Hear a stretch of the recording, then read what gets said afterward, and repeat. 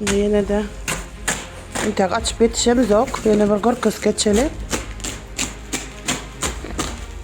BİZNES TÜRKMENİSTAN kanalı hizmetimizde. Şulardan bir lak geçen nahlanları seyredin zatran bakaları videomuzun sonuna çekin dinlep görseniz bakalara mayda geçileyen yani özellikleri var. Ola mayda geçileyen.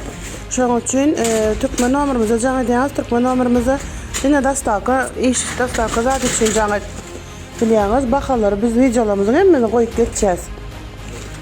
Şimdi bu görüyenlerimizin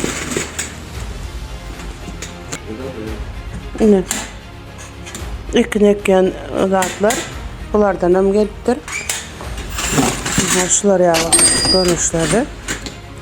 Buranın yerinde çık epil oturup nem etmek gerekti. Ayak elde işler gidivermeli. Devam edelim. Bunlar ne mi? Yok tamam.